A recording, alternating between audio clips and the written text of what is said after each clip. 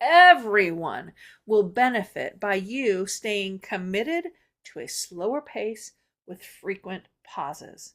So finish your sentences every time.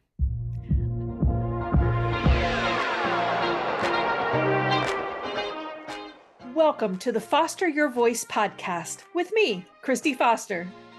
After a 30-year career in music and theater, I never imagined I'd be coaching trial attorneys. But once I entered your world, I quickly realized how critical and underutilized voice is in the courtroom. The truth is, you don't win trials with brute strength. You win with your voice. I'll give you tools to unlock your voice so you can communicate not just with purpose, but on purpose. If you want quick action tips to help you stay calm and in control, keep jurors engaged, and inspire your listeners to action, all through the power of your voice, you're in the right place. I'm Kristi Foster, and I'm here to help you foster your voice. Hello, Foster fam. Hey, glad you've joined me again for another episode of the Foster Your Voice podcast. Please consider sharing an episode or two with a colleague. And if you're just learning something, chances are your colleague would learn something too, and you'll be an even stronger team. So share the episodes, please. This week's point of interest is taken from an email newsletter I received from Karin Nordin at Body Brain Alliance. Karin has her PhD in behavior change, which is fascinating, and I've just recently discovered her content online. Her newsletter is really insightful, and it's challenging some of the systems or thought patterns I've set up for myself, which I really appreciate, especially the way I think about motivation, discipline, and quote unquote doing things right. Because, most of us are just making it up as we go. So I really love the folks who know a lot more about behavioral systems and give a lot of value for free in their online content. Her work sits right at the intersection of neuroscience, behavior change, and real life, which immediately caught my attention. Anyway, Karin's email hit at just the right time because when this episode comes out, it will be exactly 1 month past Quitter's Day. Now, that's the day where, statistically speaking, people have given up on their New Year's resolutions. Now, I made it through Quitter's Day, and maybe you did too. But now I've been at some things for at least a month, or for some things a lot longer, and yet there's still a struggle, or I'm hit or miss, or I forget, and then I remember, and then I forget again. And if you're like me, it's really easy for the brain to be like, why can't you just get this, Foster? You have a strong why. You want this. You know all the reasons. So why aren't you just doing it? For me, those things look like getting up early to get my walk in and have a thorough morning routine. Stopping screens at like 8 p.m. to do a good nighttime routine and get to bed early. Get more protein and more fiber into my daily diet. Like just life things. There are also some business things and ways that I see myself being as I forecast my future self. And I bet you have some things too, that you just want to be able to have these habits and feel like you should have them down pat by now. But in Karin's email, she dropped a line that just stopped me cold. She said, we've got to get so clear on what a habit actually is, because the pop culture definition and the research definition have a serious mismatch. Okay, very intriguing. Tell me more, Karin. So she went on to say, quote, a habit is a cognitive motivational process distinct from other types of behavior because it is cue contingent. That's the key here. It is cue contingent. It depends on a cue. That means if a cue does not exist, the habit does not occur. A habit is a learned automatic response that occurs without conscious thought because it has been cued. Things like buckling your seatbelt when you get into the car. That's a habit.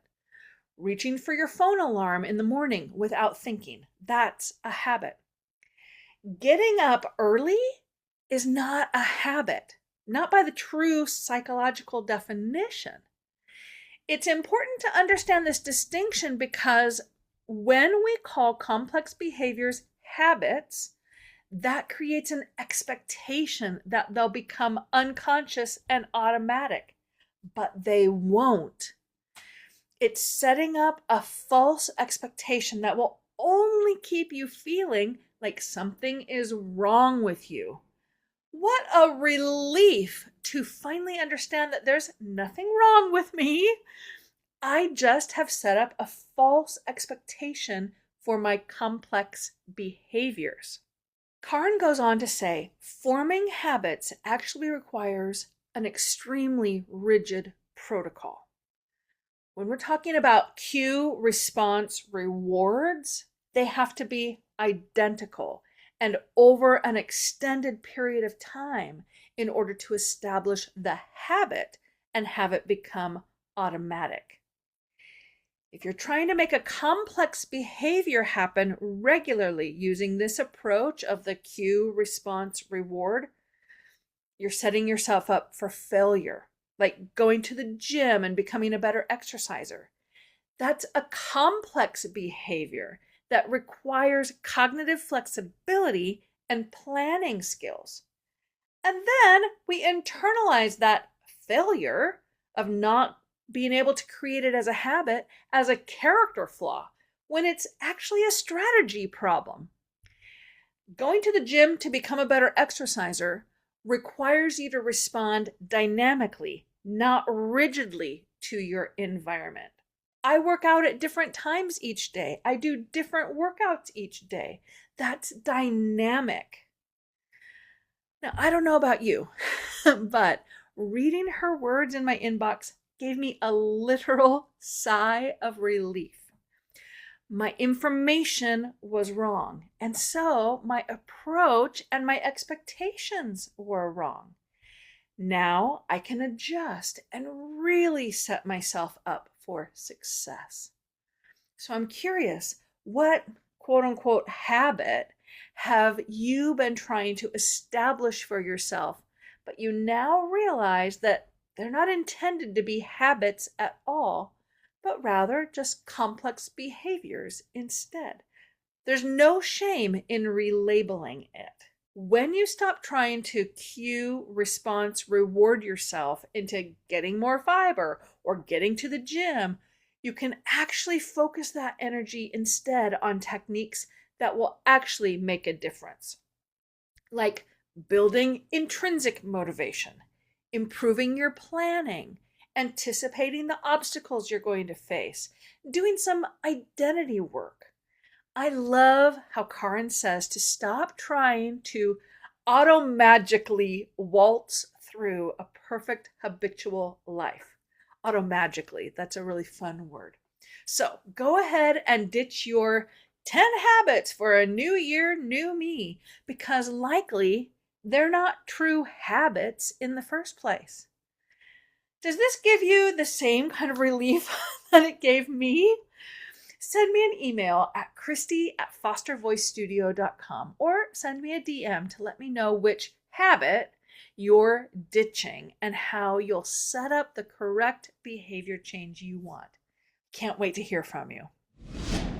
Hey, real quick, if your jurors look confused when you say liability, standard of care, or damages, they're not tuning out because they don't care. They're tuning out because they don't speak law. I've put together a free guide called Top 20 Legal Terms to Avoid and What to Say Instead.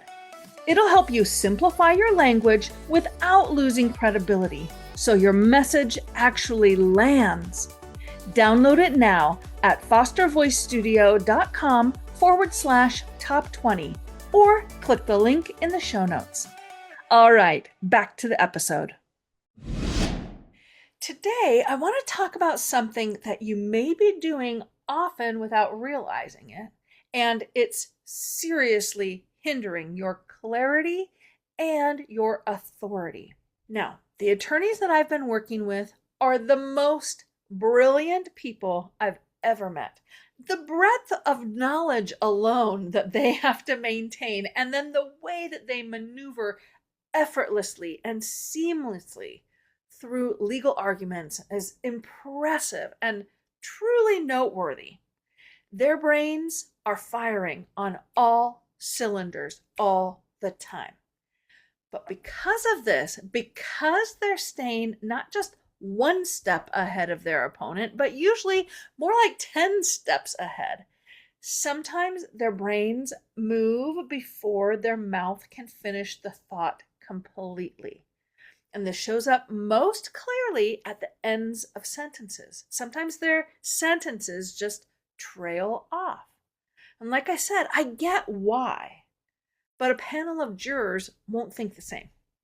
And the court reporter who has to ask you to speak up or repeat yourself also doesn't appreciate that it's because of your brilliance that you're not delivering all the way through. Ending your sentences in a fade out and without intention is undermining your presence, undermining your trustworthiness and your authority, especially for jurors who are deciding whether they can trust you or not. Now, the good news is that this is fixable. First, you have to be aware of it. You have to catch yourself in the moment and make a conscious choice to correct it. Now, usually when I bring it to a client's awareness and they catch themselves and fix it, I stop and ask, okay, what did you do differently? 9 out of 10 times they'll say, well, I slowed down my pace.